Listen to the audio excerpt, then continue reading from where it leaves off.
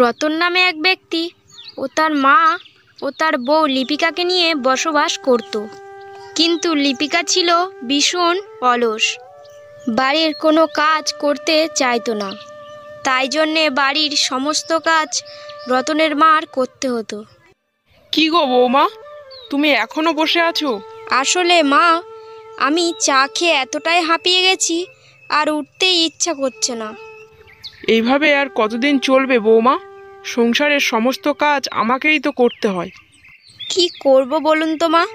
আমি তো কাজ করতে চাই, কিন্তু আপনি খুব তাড়াতাড়ি কাজবাজগুলো সব করে নেন। তো করব না? আমি সেই কোন ভোরের বেলা উঠে সব কাজ করে নিই। তোমার ভরসায় সব কাজ রেখে দিলে আমার সব বাসি কাজ সব মাথায় উঠবে। তুমি কি মাছের ঝোলটা করবে, নাকি আমাকেই করতে হবে? রতনের বাড়ি ফেরার সময় হয়ে গেছে, যাও মাছের ঝোলটা রান্না করো। হ্যাঁ মা, আমি একটু জিরিয়ে নিয়ে তারপরে রান্নাটা বসাচ্ছি। হয়ে গেল তাহলে।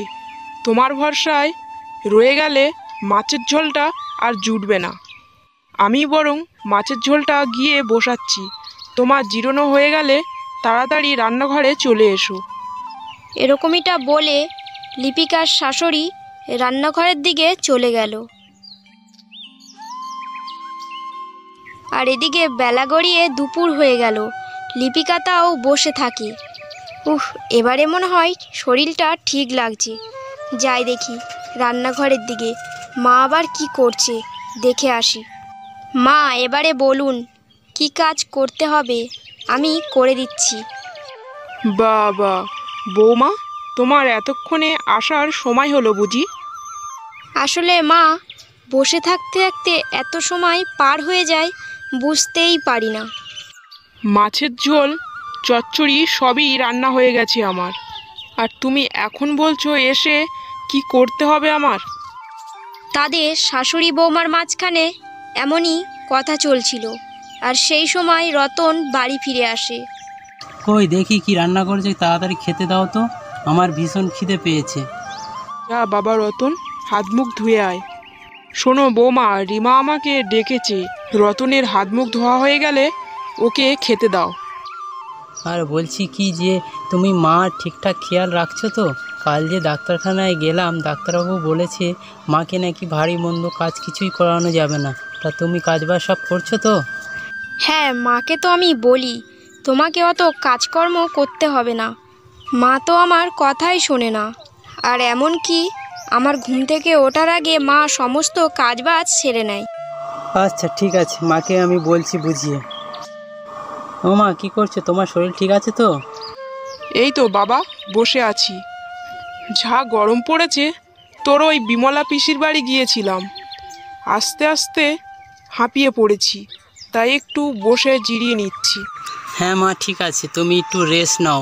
আর ডাক্তার কাকু বলেছেন তো তোমাকে কোনো কাজ না করতে বা এখানে সেখানে না যেতে। আমার কি আর সেই বয়স হয়েছে?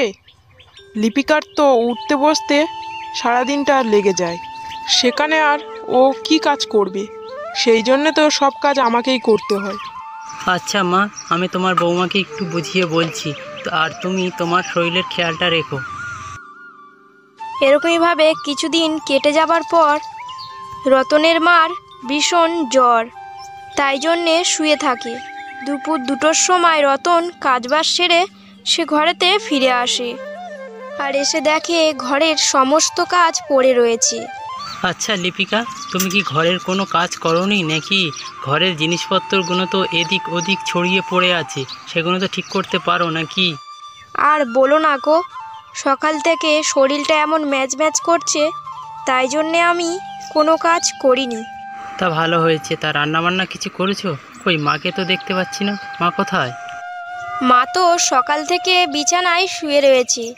মার শরীরটা ভালো নেই, গায়ে জ্বর এসেছে। সে কি, মার গায়ে জ্বর এসছে? আচ্ছা ঠিক আছে, মার ঘরে গিয়ে আমি দেখছি। ও মা, মা তোমার নাকি জ্বর এসেছে? তা সকাল থেকে কিছু খেয়েছো কি?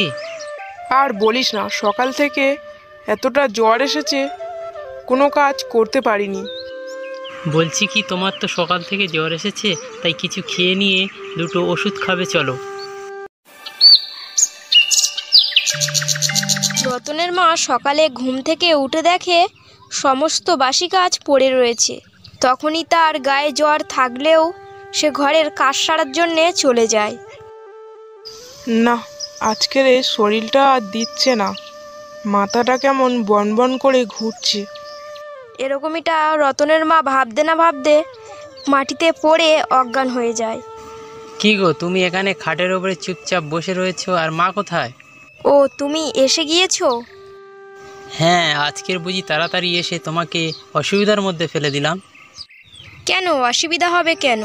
তুমি বসো, আমি তোমার জন্যে জল নিয়ে আসছি।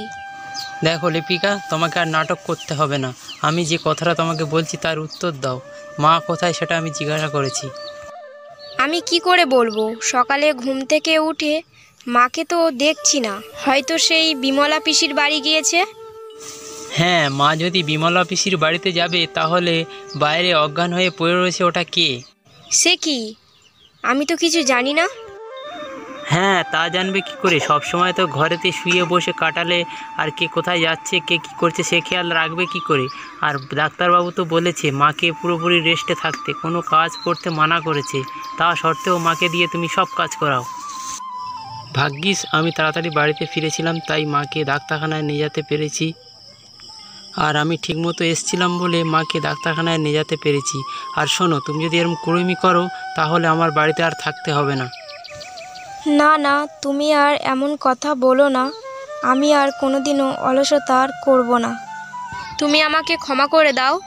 থাম বাবা, তুই এবার থাম। বৌমা নিজের ভুল বুঝতে পেরেছে, এটাই অনেক। এইভাবে লিপিকা নিজের ভুল বুঝতে পারে, আর ধীরে ধীরে সে নিজের অলসতা সে দূর করে দেয়। হ্যালো বন্ধুরা, আপনারা যদি আমাদের চ্যানেলে নতুন হয়ে থাকেন অবশ্যই আমাদের চ্যানেলটাকে সাবস্ক্রাইব করে রাখবেন। আপনার একটি সাবস্ক্রাইব আমাদেরকে আরও বেশি কার্টুন বানাতে উৎসাহিত করবে।